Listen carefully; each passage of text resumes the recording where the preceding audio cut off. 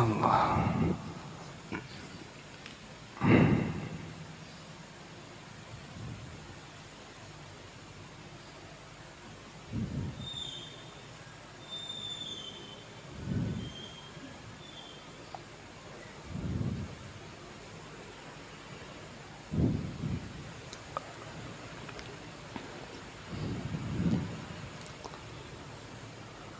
Assalamualaikum warahmatullahi wabarakatuh. Alhamdulillah, wassalatu wassalamu ala rasulillah Muhammad ibn Abdillah wa ala alihi wa ashabihi wa mawalah.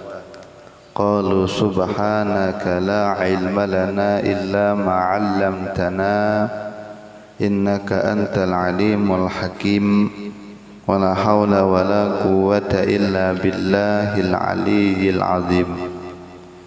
Jamaah yang dimuliakan oleh Allah, kita bersyukur Allah berikan nikmat iman, nikmat sehat, nikmat umur, nikmat taufik dan hidayahnya sehingga subuh hari ini Allah masih perkenankan kita untuk pergi ke masjid, kita sholat berjamaah, kita taklim bersama, kita kembali bersilaturahim.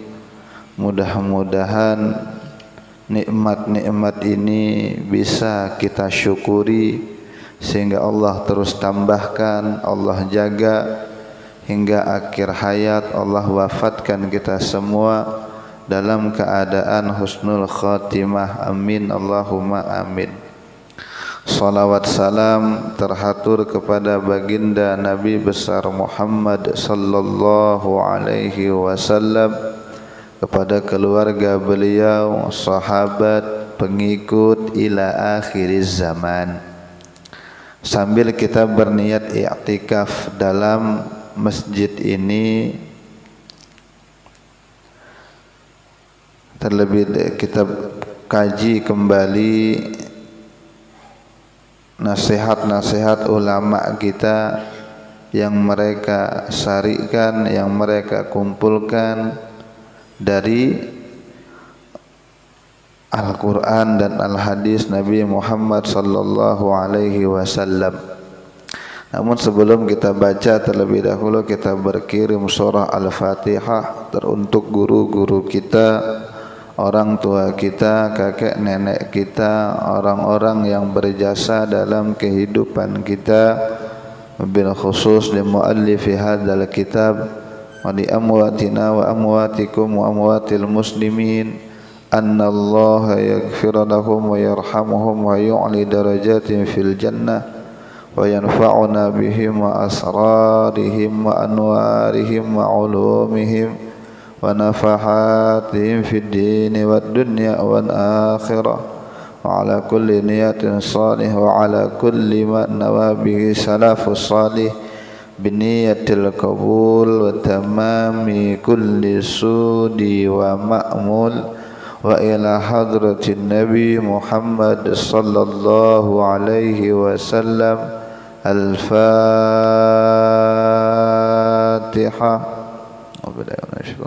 Bismillahirrahmanirrahim. Alhamdulillah Ar-Rahmanir Rahim Maliki yaumiddin. Iyyaka na'budu wa iyyaka nasta'in. Ihdinas siratal mustaqim. Siratal ladzina an'amta 'alaihim ghairil maghdubi 'alaihim waladdallin.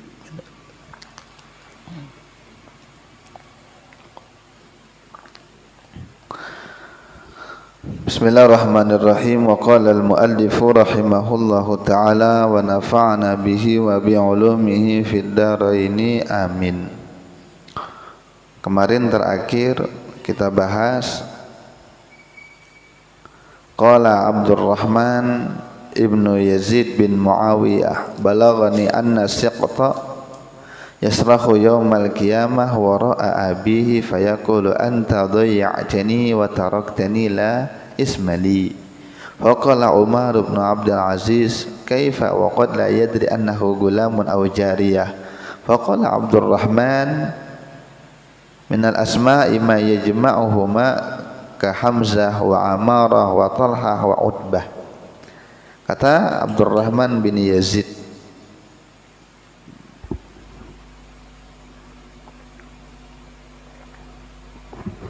tabi'in, ada riwayat yang sampai kepada saya bahwa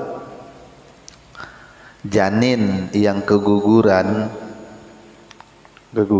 itu nanti di hari kiamat dia akan mengatakan kepada ayahnya, anta dhayya'tani wa taraktani la ismali, kamu sudah nyia-nyiakan saya, kamu tinggalkan saya, tidak diberi nama, dia bilang. Jadi seorang anak janin keguguran itu akan menuntut kepada abahnya nanti di hari kiamat apabila tidak diberikan nama.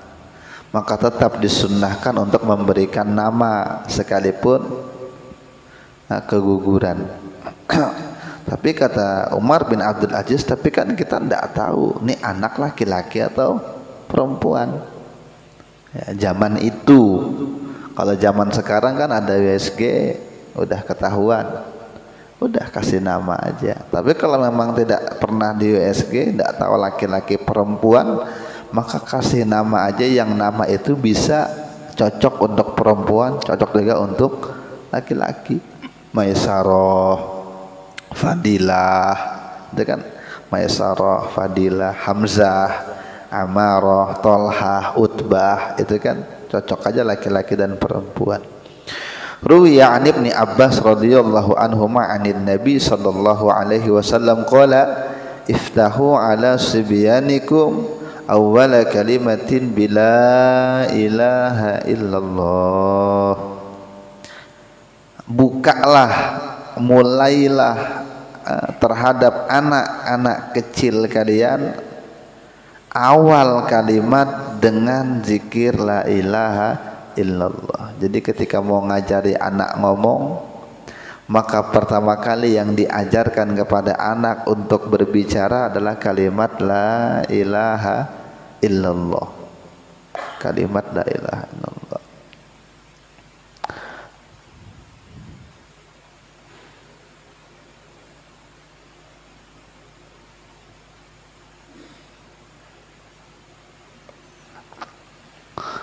Ditalkinkan la ilaha illallah, diajari terus.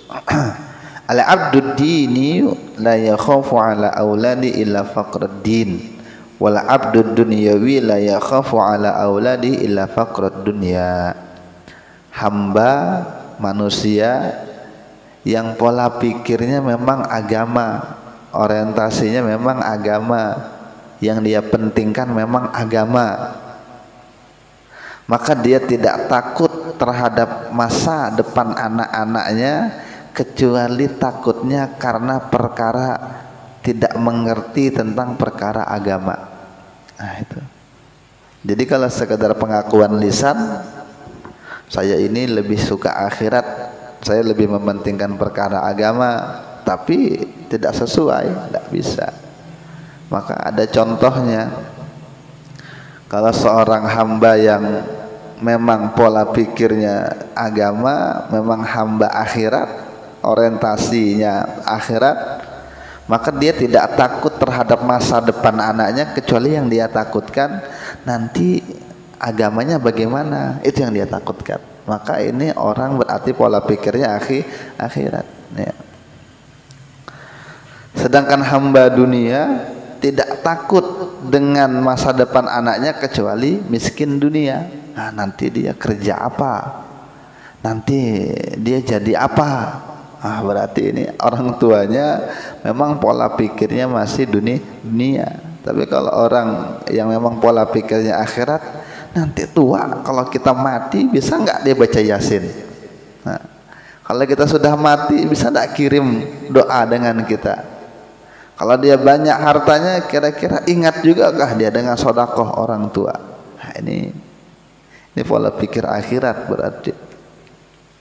Seperti yang dikatakan oleh Nabi itu, ya, dikumpulkan anak-anaknya Nabi Yakub tuh semuanya.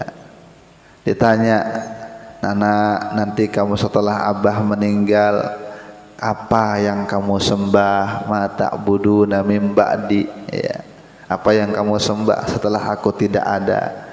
Maka kata anak-anaknya, kami akan menyembah Tuhan engkau sama, Tuhan dengan Tuhan kakekmu sama. Itu Nabi.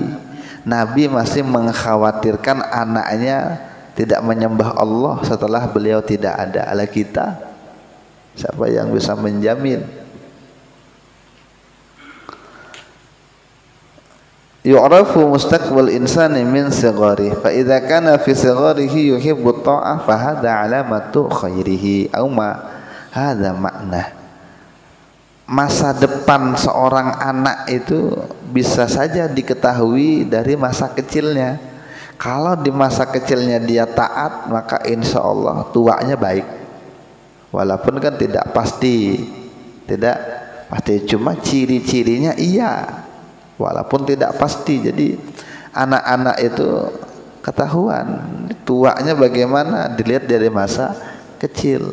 Kalau masa kecilnya umur 10, 9, belasan ini bagus kelakuannya, maka insya Allah di masa tuanya nih orang-orang baik.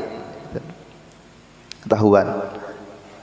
Kayak macam guru-guru kita, ulama-ulama kita, kayak abah guru umur 7 tahun udah hafal, 10 tahun enggak udah hafal Quran, 7 tahun udah pintar ngaji, udah hafal Quran. Habib Umar itu kan ceramah luar biasa, tapi ada penulis yang menyebutkan lagi kecil emang suka naik podium, lagi kecil suka ceramah. Jadi kadang ngomong sendiri ceramah. Kenapa? Lihat abahnya. Karena abahnya Habib Umar itu pendakwah, mufti pada zamannya. Jadi sering ceramah dibawa. Habib Umar kecil dibawa. Nah, jadi suka dari kecil dah kelihatan bakatnya gitu. Nah, ini anak. Nah, nanti kata abah nanti dia gantikan saya nanti. Iya ternyata benar.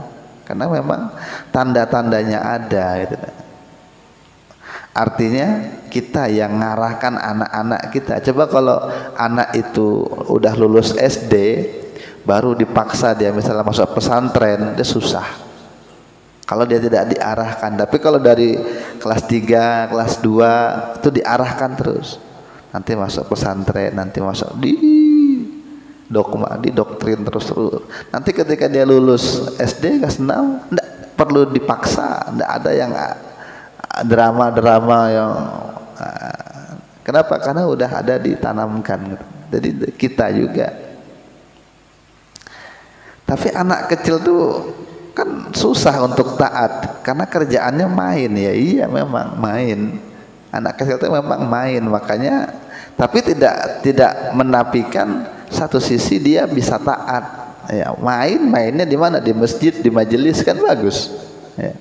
Jadi ada orang yang mengadu, ini disebutkan oleh Imam Haddad di dalam ceramahnya Imam Haddad dalam Tasbitul Fuad. Jadi ada kitab namanya Tasbitul Fuad.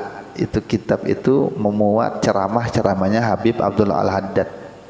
Walaupun bukan beliau yang tulis, tapi ketika beliau ceramah catat hingga akhir jadi kitab 2 jilid namanya kitab Tasbitul Fuad. Disebutkan dalam kitab itu ada orang yang mengadu anaknya nih main aja terus.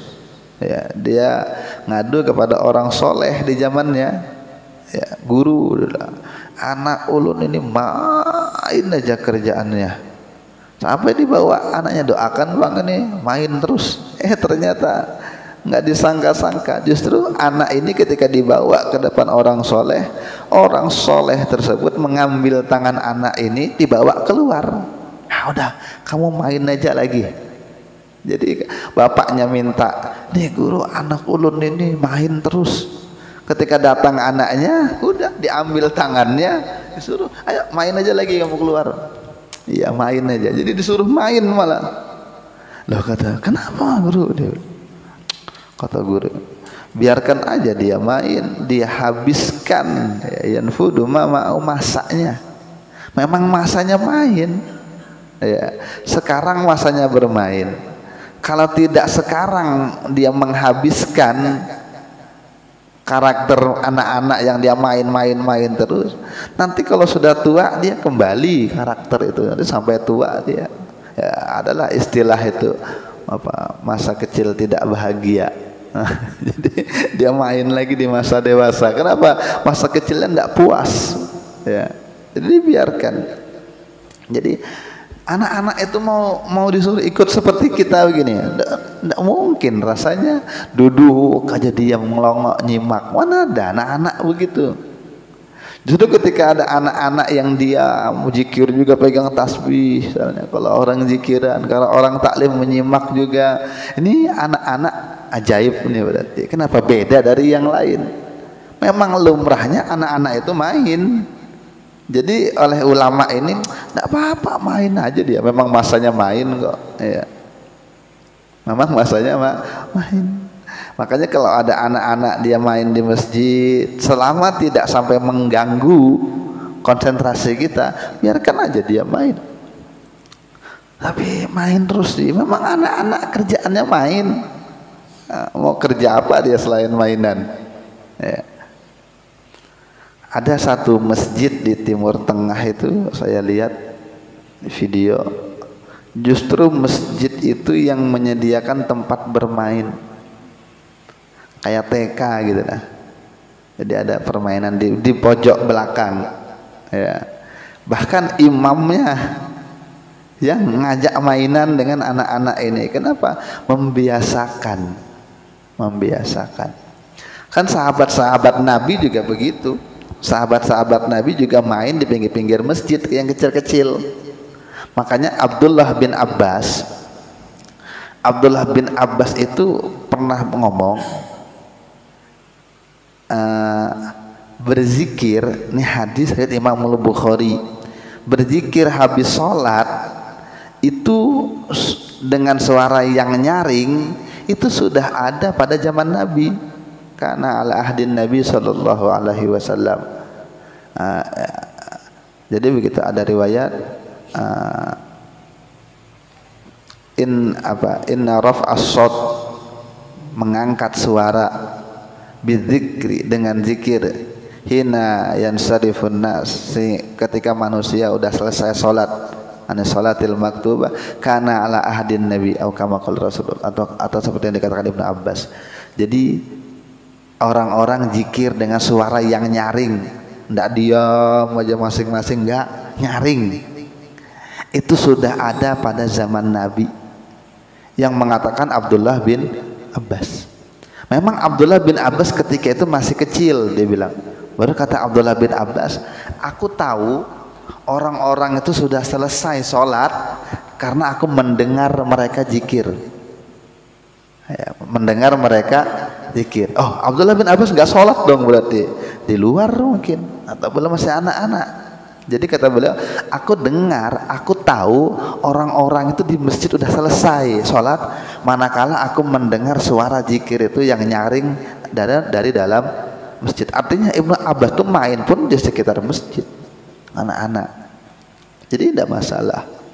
Bahkan jangan dimarah. Kalau mau marahin aja, jangan diusir.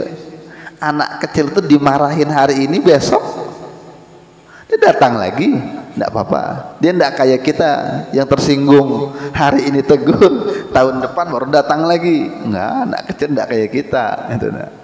Coba sekarang ini ada aja ditegur, udah tidak datang lagi dia. Azan misalnya, atau ada yang bacaan, atau ada yang sholat mungkin pakaiannya apa, tegur, tidak datang lagi dia. Tapi kalau anak kecil biar dimarahin, besok datang lagi. Jadi kalau dia ribut, marahin aja. Asal jangan diusir aja. Kenapa? Membiasakan anak-anak itu dekat dengan masjid. Kita tidak tahu sekian banyak orang yang terbiasa pergi ke masjid karena memang tidak sadar, dalam bawah sadar dia memang biasa pergi ke masjid. Dari alam bawah sadar yang dia kecil suka main di pinggir masjid, dekat dengan masjid, hingga akhirnya ketika dewasa terbawa kebiasaan itu, dia rajin ke masjid ya, anak-anak. Tapi kalau nggak dibiasakan dibawa ke masjid sampai tua, susah deh ke masjid, kecuali dia merubah kesadarannya sendiri. Tapi menunggu kesadaran itu dari 10 orang mungkin 2-3 orang aja yang sadar. Nah, tapi kalau biasa dibawa ke masjid, insya Allah anak tuh memang rajin ke masjid dari kecil. Kalau dia main-main biarkan saja, tegur saja tapi jangan diusir. Karena ada sebagian takmir masjid itu yang terlalu judes dengan anak-anak. Oh, tidak boleh bawa anak sholat ke masjid. Nah, jangan, biarkan saja. Selama tidak mengganggu saja, itu aja catatannya. Bawa saja. Tapi tidur dia bilang, iya. Anak kecil itu kalau di majelis, di masjid ada pengajian dia tidur, itu ciri rahmat Allah itu turun banyak berarti. Apa sebabnya?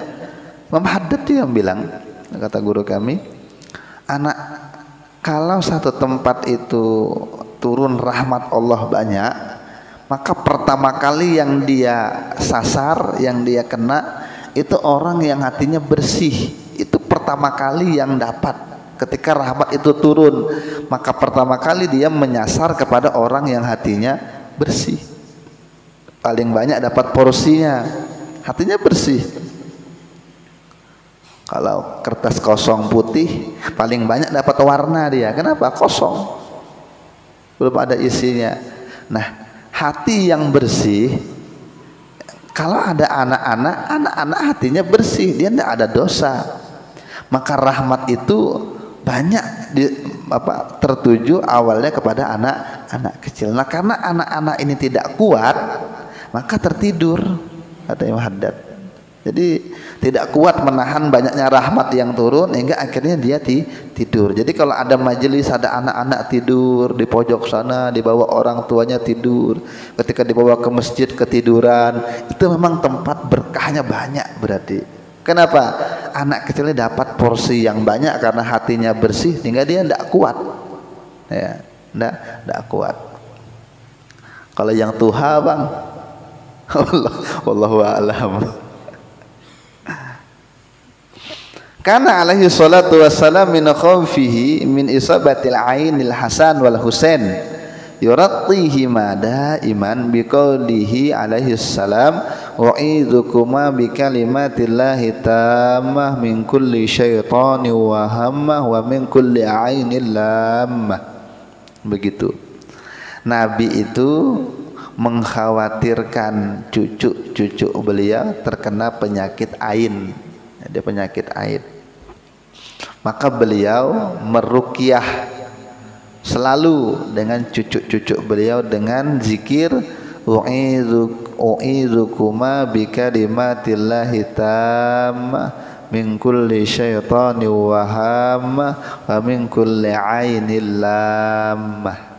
Itu sering. Jadi beliau kalau ngasuh cucu, kalau megang cucu lagi kecil nimang-nimang, itu sering dibacakan oleh beliau u'idukuma bikalimatillahi tammah min kulli syaitani wa hammah wa min kulli ainil lammah. Aku meminta perlindungan kepada dengan kalimat-kalimat Allah untuk kalian berdua, ya, kalimat-kalimat yang sempurna dari gangguan syaitan, dari mata-mata yang jahat. Karena penyakit ain itu benar adanya, kata ulama. Penyakit ain, dan Nabi katakan beginilah Nabi Ibrahim menjikirkan, meruqyahkan kepada Nabi Ismail dan Nabi Ishak, anak beliau. U'izukuma bikalimatillahi tammah min kulli syaitani wa hammah wa min kulli ainil lammah. Bacakan supaya tidak kena penyakit ain. Bagaimana penyakit ain itu? Terkadang terlalu dipuji dengan orang, dipuji. Ada mobil lewat, bagus betul, bagusnya mobilnya. Sekalinya tabrakan di sana. Kenapa? Lupa menyandarkan kepada yang memberi nikmat, sehingga ketika kita lihat pemberian nikmat itu silau, sehingga hanya terfokus kepada nikmat itu, bukan kepada pemberi nikmat. Mungkin kalau bahasa sederhananya, bahasa kasarnya, Allah cemburu lah. Nah, Aku yang kasih, kata Allah. Kenapa itu aja yang diperhatikan, tidak ingat sama aku, sehingga kena. Jadi kita kadang lupa. Makanya setiap yang baik-baik, mobil, rumah yang bagus-bagus, ulama kita biasanya menaruh zikir Masya Allah. Ada kalimat Masya Allah la haula wala quwata illa billah, itu banyak di mobil, di rumah. Bahkan kalau di Hadramaut sering ulun lihat rumah-rumah yang baru-baru itu memang ditulis di kaligrafi di depan pintu rumah dengan kalimat Masya Allah, Masya Allah. Kenapa? Karena ketika orang lihat, bagusnya, terbaca kalimat itu, oh ini memang Allah yang menghendaki, Allah yang beri nikmat ini. Sehingga lu ingat dengan yang memberi, sehingga yang memberi tidak cemburu, bahasa kasarnya begitu. Anak kecil juga begitu, diposting terus di Facebook, di WhatsApp, tapi tidak ada tuh zikirnya Masya Allah, tidak ada. Ketika orang lihat, cantiknya, lucunya, tiba-tiba jatuh, dia rusak mukanya, luka enggak, itu bekoreng enggak. Kenapa? Kena penyakit ain. Dari mana? Dari mata yang tidak bagus. Atau juga ada yang tidak suka. Ada yang tidak suka. Jadi kayak macam ada energi negatif, dan itu emang orang-orang yang pakar di bidangnya bicara soal itu. Jadi terkadang dari pandangan-pandangan negatif orang, ada yang terlalu suka sehingga lupa, atau terlalu benci, itu kena ya. Makanya ada memang yang memang pakar di bidang itu, dia suka nangani masalah itu, dia bilang orang kena guna-guna itu, dia bilang tuh ada orang lah bicara itu, ulun pernah nonton, tapi dia memang sering, memang berkecimpung kesehariannya di dunia itu. Dia bilang orang kena guna-guna itu semakin kuat dampaknya apabila yang meminta ini hasadnya semakin kuat. Jadi dia minta tolong dengan orang, tolong pang upah, bikin sakit dia. Nah yang bilang ini kalau dendamnya semakin besar, dendamnya semakin kuat, maka efeknya semakin kuat. Jadi yang dipakai perantara jin yang tidak baik itu adalah perasaan negatifnya itu. Nah, makanya terkadang kan kenapa doa ini dikatakan wa min kulli ainil lamah, dari mata yang tidak baik, lamah jahat. Ya karena memang memberikan pengaruh negatif gitu.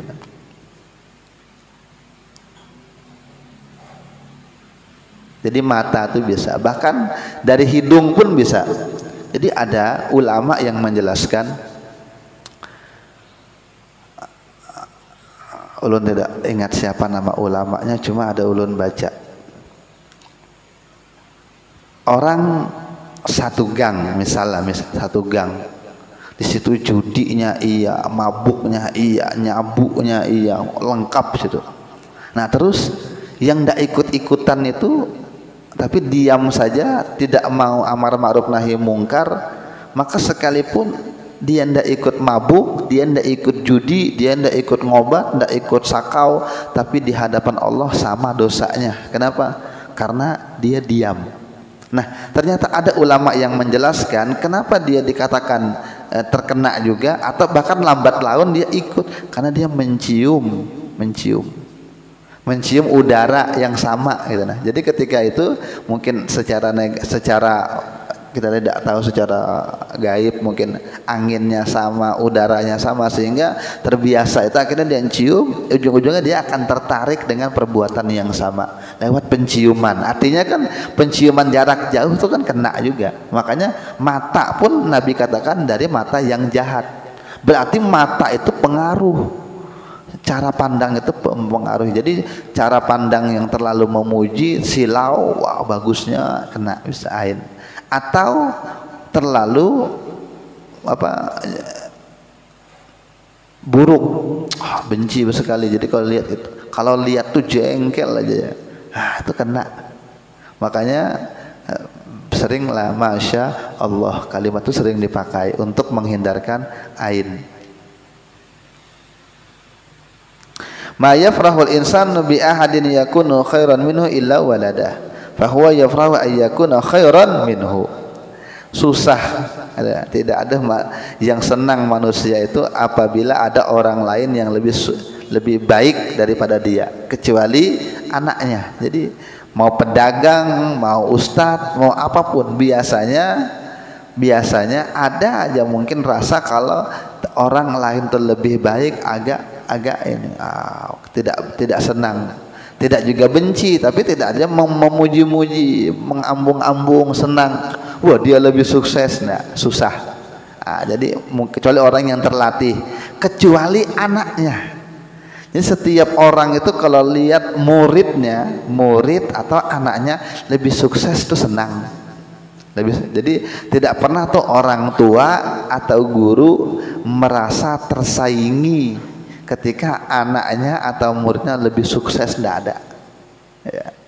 Nah, merasa tersaingi kenapa? Anak lebih sukses atau murid lebih pintar, nggak ada. Justru orang tua kalau anaknya lebih alim suka. Guru ketika melihat muridnya lebih alim, lebih jaya, sukses, senang. Ya. Pernah diriwayatkan Imam Tajuddin As-Subki, ya, Imam Tajuddin As-Subki ketika lagi ngajar dibilangin sama orang, wah Imam, anak pian Ahmad As-Subki kalau ngajar lebih bagus caranya daripada pian. Jadi ini jamaahnya keterlaluan juga nih, membandingkan antara abah dengan anak. Jadi dia bilang, guru, dia bilang, ustadz, dia bilang, anak pian itu kalau ngajar lebih bagus daripada pian. Kan kurang ajar nih. Tapi dibilang abahnya, durusu Ahmad khairun min durusi alayya wa dzaka inda alayya ghayatul amal. Ya. Cara mengajarnya Ahmad lebih baik daripada cara aku mengajar, itu memang cita-citaku, dia bilang. Memang kesukaanku. Jadi anakku lebih baik daripada aku, cara ngajarnya itu memang cita-citaku, dia bilang. Karena anak dengan abah sama nih gelarnya As-Subki. Jadi kalau disebut oleh ulama-ulama dalam kitab Imam Subki, hati-hati. Ini bisa abah bisa anak, karena Imam Subki ini abahnya As-Subki, anaknya As-Subki juga terkenalnya. Tapi satunya Ahmad, satunya siapa gitu, Imam Subki. La ilaha illallah. Kita lewati deh. Ada bab lagi, bab suhbah, bab berteman, hukukus suhbah, bab pertemanan. Ya, kita ini makhluk sosial, maka memang tidak bisa lepas dari teman. Nah, ada orang itu hidup sendirian, pasti butuh dengan teman. Maka dibahaslah bagaimana etika berteman. Ada pertanyaan,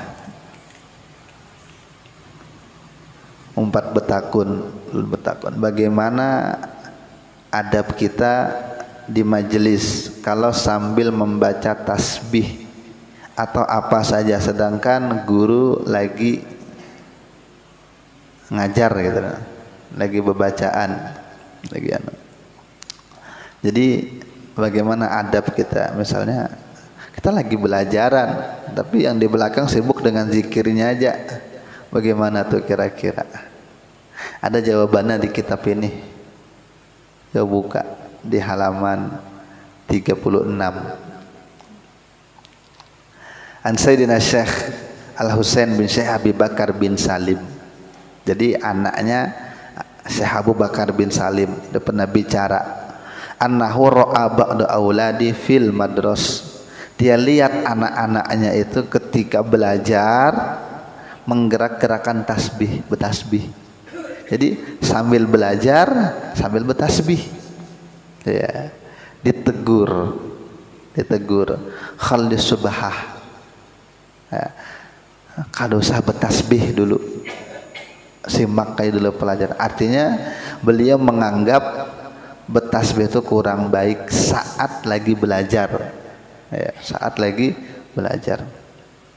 Bahkan ada seorang yang hadir di majelis, ya, majelis qiraah, baca kitab atau majelis kan, belajaran. Lalu ada seseorang yang ngambil tasbih dan dia bertasbih saat orang belajar. Jadi orang ngebaca, belajar, baca kitab, dia tasbih aja. Ditegur, ya. Fawaqafal Habib al-Qira', stop, jangan baca dulu, dia bilang. Kenapa? Dilihat ada orang yang lagi baca tasbih. Jadi kan lagi belajaran, ada yang bertasbih, stop dulu baca. Nanti kita baca dulu. Kenapa? Ada orang yang bertasbih, ditegur dengan beliau.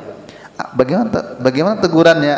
Nahnu fi khairin am fi syarrin. Jadi dia bilang, kamu yang bertasbih lagi majelisan, kita ini dalam kebaikan kah atau keburukan? Yang kami lakukan ini baik kah buruk? Loh, kata yang bertasbih, kata yang ini, kalau kita dalam keadaan baik, yang kita lakukan baik, kenapa ndak ikut sama kita? Kamu sibuk sendiri di belakang tasbih sembahyang kalau kita baik.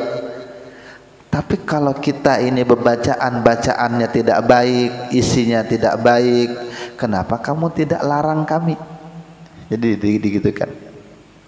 Kalau yang kami lakukan baik, kenapa ndak gabung menyendiri di ujung sana bertasbih, aja sembahyang, aja sibuk baca Quran aja sendiri, padahal orang lagi belajar. Jadi kalau kami baik, kenapa ndak gabung? Ya. Kalau kami tidak baik, buruk, kenapa ndak dilarang? Terus dia bilang, kalau kamu bilang ada alasan, bisa aja ulun sambil dengarkan sambil bertasbih, bisa aja sambil dengarkan sambil bertasbih, bisa aja.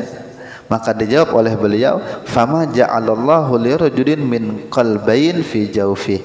Enggak ada, Allah itu menjadikan dalam satu orang ada dua hati, enggak.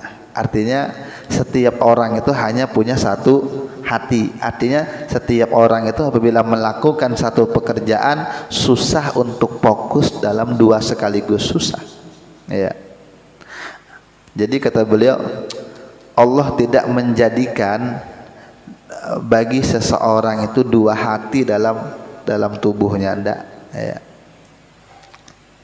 Maka laki-laki ini udah berjauh dan dia tidak kembali lagi menjawab, karena dia mendebat, tidak apa-apa guru, karena tasbih juga kita ini baik juga. Lalu dibilang oleh gurunya, Allah tidak menjadikan bagi seseorang itu ada dua hati dalam dirinya, tetap satu, susah untuk fokus.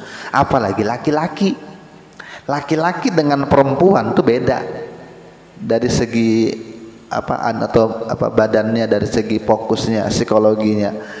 Laki-laki itu lebih susah fokus, makanya laki-laki itu kalau dia baca, biar orang ngomong apa agak susah. Laki-laki tuh main HP, omongi aja, ndak dengar dia kadang. Dengar cuma mungkin gerundum aja, ngomong apa ndak tahu dia. Coba kita nih laki-laki main HP, istri ngomong, kadang kita ndak dengar. Tapi tahu, ngomong apa tadi? Ngomong apa tadi? Karena kita tidak bisa fokus. Kalau perempuan masih lebih bisa daripada laki-laki. Makanya perempuan didesain di dapur sambil ngomong anak, sambil masak, sambil nyapu, bisa dia sekaligus. Laki-laki susah itu. Ya. Walaupun perempuan juga berarti kurang adab ketika lagi belajar, dia juga sibuk sendiri. Ya. Bukan ulun yang bilang, ini kitabnya ada. Jadi pertanyaan ini ada jawabannya di kitab ini. Sudah kita bahas di awal-awal pertemuan.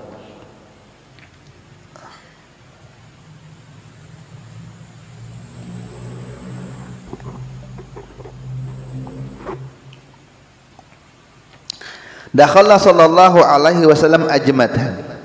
Nabi pernah masuk ke semak-semak belukar. Ya, tagah. Orang Banjar bilang tagah. Semak belukar. Fajtana minha siwakaini ahaduhuma mu'wajun wal akhar mustaqim. Lalu Nabi potong, Nabi ambil dua siwak kayu yang di mulut tuh. Yang satu itu bengkok, yang satu itu siwaknya lurus. Dan Nabi lagi dengan sahabat. Maka Nabi berikan yang lurus dan Nabi ambil yang bengkok. Maka kata sahabat, ya Rasulullah, anta kunta ahaqqa bil mustaqim minni, ya Rasulullah, pian lebih pantas yang ini, tukar aja. Kenapa dikasih yang lurus ke ulun, pian aja yang bagus, ini ulun yang itu aja. Nah, jadi sahabat nolak, tapi kata Nabi mengatakan, ma min sahibin yashabu sahiban walau sa'atan min nahar illa wasu'ila an suhbatih. Tidak ada seseorang itu yang bergaul, berteman dengan seseorang walaupun hanya sebentar saja di waktu siang, melainkan dia akan ditanya tentang sahabatnya. Hal aqama fiha haqqullah ta'ala au adha'ahu, apakah dia sudah menunaikan hak Allah dari pertemanan tersebut atau dia malah sia-siakan, ditanya. Apalagi yang kita sehari bertemu, tiap hari ketemu, bos dengan anak buah di kerjaan, kita dengan rekan bisnis sama-sama sekantor, itu bakal ditanya di hari kiamat bagaimana etika kita bergaul dengan orang lain, ditanya. Dan Nabi yang penting orang gitu. Kalau kita ini terkadang yang penting kita dulu kan gitu, biasa gitu. Tapi kalau Nabi yang penting orang, bagus gitu. Dan itu diwarisi dengan ulama-ulama kita. Bekalah aja biasanya, yang penting orang dulu. Nah, yang penting tamu dulu, kita gampang aja. Nah, itu ulama-ulama kita begitu. Dari mana ambilannya? Dari Nabi. Nabi memberikan yang lurus, yang bagus untuk teman beliau. Beliau ambil yang bengkok. Kata sahabat, tukar aja, pian lebih pantas enggak, kata Nabi. Nah, artinya Nabi itu orang dulu baru kita gitu. Nah, kalau kita kan biasa kita dulu baru orang. Kita dulu mau acara aja, selamatkan dulu buah-buahnya, simpan dulu untuk kita baru orang. Ya, simpan dulu. Kalau aulia enggak, orang dulu, kita gampang aja. Nah, itu ciri aulia yang memang mutabaah dengan Nabi. Mastahaba itnani qattu illa kana ahabbuhuma illallahi arfaquhuma bisahibi. Ini hadis dari Imam Ibnu Hibban. Tidak ada dua orang yang bersahabat melainkan yang Allah lebih cintai dari keduanya adalah yang lebih lunak, yang lebih halus, yang lebih lembut budi pekertinya. Ya, jadi yang mana yang lebih baik dari keduanya, itu yang lebih Allah cintai. Dua bersahabat, jadi dilihat mana karakternya yang lebih halus, lebih lembut, itu akan lebih Allah cintai. Dan seperti ini kita tidak bisa lepas. Artinya setiap hari kita pasti ketemu dengan teman, dengan orang. Maka pilihlah yang paling dicintai Allah, sikap lemah lembut. Bahkan dulu Nabi itu mensaudarakan antara Sa'ad bin Rabi dan Abdurrahman bin Auf. Jadi sebentar, ketika Nabi pindah ke Madinah, ini penting, ketika Nabi pindah ke Madinah, maka yang Nabi kerjakan pertama kali tiga. Jadi ketika Nabi pindah dari Mekah ke Madinah, maka proyek Nabi, garapan Nabi yang paling Nabi utamakan tiga. Pertama, membangun masjid. Itu pertama, itu yang Nabi kerjakan. Penting bangun masjid karena kita akan bertemu. Jadi sedikit banyaknya cekcok itu, miskomunikasi itu akan hilang. Kenapa? Karena setiap hari ketemu. Yang sering terjadi miskomunikasi kalau tidak pernah ketemu, akhirnya yang satu punya persepsi demikian, yang lain punya persepsi yang lain, akhirnya tidak ketemu. Itu sindir-sindiran, sosmed. Kenapa? Tidak ketemu. Jadi Nabi bangun pertama kali masjid. Bahkan Nabi bangun masjid itu kejar proyek. Kata sahabat, ya Rasulullah, kita atapin aja masjid kita nih dengan bagus. Kata Nabi, tidak usah, yang penting cepat selesai. Kata Nabi, biarkan aja atapnya seperti rumah ibadahnya Nabi Musa, dari atap-atap daun aja, pelepah-pelepah korma, itu aja atapnya Nabi di zaman itu. Dan pertama kali kurang lebih 40 meter, 100 hasta, 100. Jadi Masjid Madinah itu bangunan aslinya hanya kurang lebih 40 kanan, 40 ke belakang, kotak. Itu pertama kalinya. Atau 20, ada yang nggak tahu. 100 hasta, 100 nih, 100 ini nah. Betul kan lebih 40 meter. Itu bangunan pertama di Madinah aslinya. Dan aslinya pun atapnya biasa aja, nggak pakai tembok yang megah, nggak bisa ya. Biasa aja, pakai batu-batu bata aja tersusun. Itu pertama kali yang Nabi kerjakan ketika pindah ke Madinah. Kalau sekarang di Madinah masih ada cirinya, ada di atapnya itu. Jadi kalau kita masuk ke Madinah itu ornamen ukirannya ini beda. Nah, itu yang pertama kali. Kalau sekarang itu enak ditandai dengan, sekarang tidak boleh masuk ke raudah kan, kecuali pakai izin. Nah itu yang pertama kali masjid di zaman Nabi itu saja. Adapun yang lainnya itu tuh rumah-rumah sahabat. Jadi kalau kita ke Madinah di masjid itu sholat di belakang, kita tidak tahu itu bisa saja itu rumah sahabat Nabi. Ya. Atau bahkan kalau di belakang itu rumah-rumah Nabi semua dengan bini-bini sidin masjid. Yang kedua, nah ini yang kita bahas. Yang kedua, Nabi itu ketika datang ke Madinah mensaudarakan antara Muhajirin dan Ansor. Penduduk asli Mekah yang hijrah disaudarakan dengan penduduk asli Madinah yang tinggal di Madinah, disaudarakan. Ini tidak main-main ini. Kenapa tidak main-main? Siapa yang mau menerima pendatang yang tanpa bawa investasi? Ya. Kalau ada orang datang ke kampung kita dia mandiri, itu oke lah, mandiri. Dia cari rumah sendiri, dia bawa uang sendiri, dia bawa pakaian sendiri. Tapi kalau orang-orang Mekah pindah ke Madinah, nggak bawa banyak. Rumah ditinggal, dagangan ditinggal, kadang keluarga ditinggal. Jadi datang ini betul-betul kayak pengungsi awalnya. Nabi tahu ini kalau tidak disatukan maka bisa aja mungkin timbul ini numpang-numpang ya. Orang Rohingya itu kemana aja diusir dia sekarang. Kenapa? Karena dia tidak bawa material, dia tidak bawa bisnis, dia hanya mengungsi tok, murni mengungsi. Tapi kalau yang datang orang-orang Cina, orang-orang Amerika, pemimpin kita welcome aja, oh silahkan. Kenapa? Datang bawa investasi. Nah ini orang-orang Muhajirin datang tidak bawa apa-apa. Jadi untuk menangkal bakal terjadi clash, bisa jadi kan ada sedikit banyaknya, maka misi Nabi mensaudarakan Muhajirin dengan Ansor. Disaudarakan. Bahkan disaudarakan tidak main-main. Kenapa? Mau waris. Walaupun sudah dihapus. Jadi ini kamu nanti saudaranya ini, nanti saudaranya ini saudara angkat ini jadi ahli waris di zaman itu. Jadi ahli waris itu bukan sekedar ini anakku, ini cucu, ponakan, tidak hanya itu. Ketika itu bahkan Nabi menetapkan nanti kalau saudaranya ini meninggal, saudara angkatnya dapat juga warisan.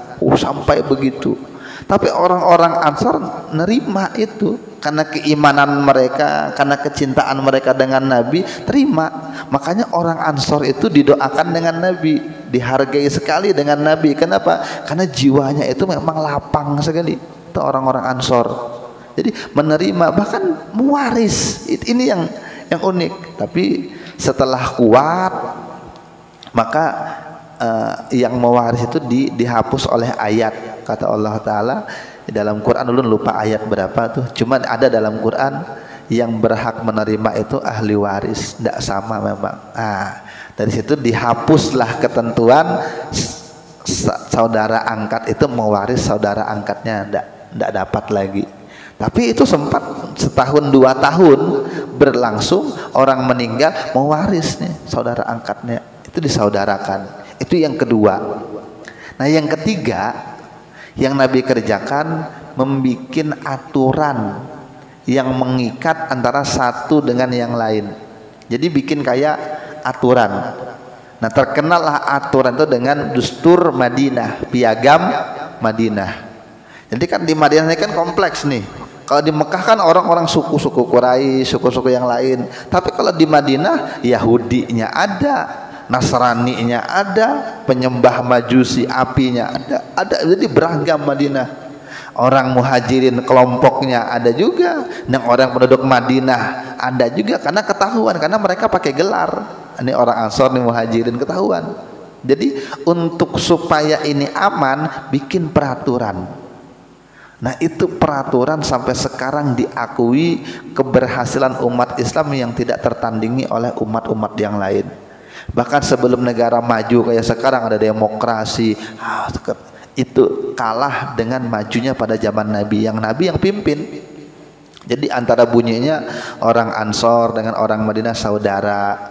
Apabila ada orang Ansor yang tertawan, maka orang muhajirin wajib membantu. Apabila ada orang muhajirin yang keluarganya tertawan musuh, maka orang Ansor juga wajib untuk membantu gitu.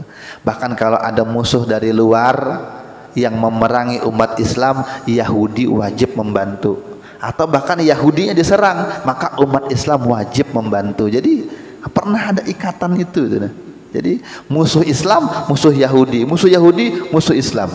Saat itu tapi ternyata lagi-lagi orang Yahudi ingkar janji sehingga diusir oleh Nabi. Karena memang wataknya mucil. Jadi ketika bikin perjanjian ternyata dia khianat. Ternyata ketika ada musuh umat Islam, dia diam-diam membantu musuh ini untuk menghancurkan Islam. Padahal dulu kebersamaan itu, kesatuan itu tidak dipandang dari agama, tapi dari kebersamaan. Kamu mau Yahudi, mau Nasrani, mau Islam, kita sama. Kamu mau Ansor, kamu mau Muhajirin, sama. Pokoknya ini tempat, kota, ini kota kita, negara kita. Siapa yang nyerang, kita lawan bersama. Oh itu bagus sekali konsepnya. Itu yang Nabi kerjakan, 3 hal ini. Ya. Yang kedua tadi apa? Menyatukan saudara antara Muhajirin dan Ansor. Nah, salah satu yang disatukan oleh Nabi, disaudarakan siapa? Sa'ad bin Rabi dengan Abdurrahman bin Auf. Nah, apa kata Sa'ad? Kata Sa'ad kepada Abdurrahman, aku ini punya harta, nanti kita bagi 2 aja. Oh gitu. Aku ini punya simpanan tanah 2, kita bagi 2 aja. Duit 1 miliar atau 0,5 miliar seorang. Nah, ini sahabat macam apa yang begini baiknya. Bahkan aku punya 2 bini, silahkan aja hendak bini yang mana, nanti biar ku cerai. Nanti kalau iddahnya silahkan nikahi. Sampai bini pun rela berbagi. Tapi ini gambaran betapa welcome-nya dengan sahabat, dengan saudara angkat gitu. Lalu dia bilang, kata Abdurrahman, aku ndak perlu itu. Dia bilang, aku ndak perlu istrimu, aku ndak perlu hartamu. Mudahan Allah berkahi keluargamu, Allah berkahi hartamu. Tunjukkan aja aku di mana pasar. Nah, jadi Abdurrahman ini ketika sampai ke Madinah, pasar di mana? Karena orang Mekah ini pintar berdagang. Kenapa pintar berdagang? Karena Mekah ini tandus.